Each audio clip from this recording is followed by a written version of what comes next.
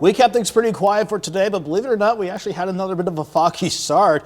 And if you don't believe me, the time lapse from Indigo Sky outside of Seneca, Missouri showed at least that little bit of patchy fog. At least it wasn't as widespread and thankfully not as dense as the fog was over the past few nights. Once we got rid of this fog, though, we've enjoyed partly to mostly sunny skies all day, but the weather is getting ready to shake things up once again as we head into the middle of the week. 46 in Joplin now.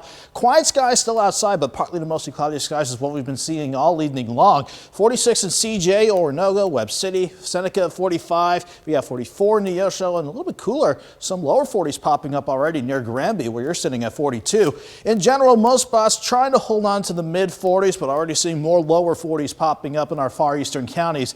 I think we're fair game to drop back into the upper 30s to near 40 before we see the rain chances ramp up. Not seeing a whole lot out there right now, though, but we're seeing some more radar returns suggesting maybe a few random sprinkles or maybe just the very lightest of rain working across I-49 as you work through Vernon County and up to Bates County, and maybe a little bit more prevalent across the Kansas City metro. For most of us, though, we're just mostly cloudy to begin the late night out as we continue to watch our next storm system out west, where it's definitely raining and snowing across the Central Plains and back into Kansas and Colorado. Two parts to the system. First, a cold front. That's definitely bringing colder air our way for the next few days and setting us up for a cold weekend eventually. But the main part of the system that's doing the heavy lifting, this upper low working out of the Rockies. This is what's going to really amp up our rain chances for tomorrow, and potentially with colder air on the way, end this as rain and snow chances by Thursday. So we're just holding steady with the forecast, keeping quiet to start the overnight. Definitely cloudy skies as the morning drive begins. Then the rain chances start to ramp up. You saw how at 6 a.m. the future track probably not showing anything.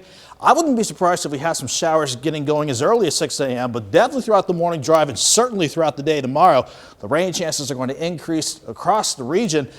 I don't think it's going to be too terribly heavy, though. We'll just go light to moderate showers, but even though it's not going to be heavy, it's going to have an impact on temperatures. 39 in the morning, 42 by noon, and then with afternoon highs right around 45. This system begins as all rain, but here's 9 o'clock. You can see how we see some hints of pink and blue working into this mass of rain. That's colder air aloft and eventually at the surface working down and switching this to a rain-snow mix late Wednesday night, continuing through Thursday morning, and it wants to try and taper off as we go into Thursday afternoon, although I wouldn't be surprised if we have some straggling showers, rain or snow showers for your Thursday afternoon. As far as what to expect with snow, I'm thinking for most of us it's fair to say an inch or less. If we can have any accumulating snow, the better shots for any minor accumulations, though, the closer you get to Stockton Lake and the Table Rock Lake, maybe 1 to 2 inches out that way. I'm seeing more in the way of rain coming out of this, anywhere from ½ an inch to 1 inch of rain. So if you've been needing rainfall, the system definitely wants to deliver on that before it departs us on Thursday. But it's definitely going to trend us colder, certainly compared to today. 45 tomorrow, staying in the 30s for a cold Thursday. Dry for Friday and Saturday with highs near 40. Then I want to keep an eye on the system on Sunday. Mainly wants to pass to the south, but I wouldn't be surprised if it brought us a stray snow shower down. But definitely once the system passes, it's going to be kind of cold this weekend. Which we should expect in January, after all. Sounds about right. Thanks, Nick.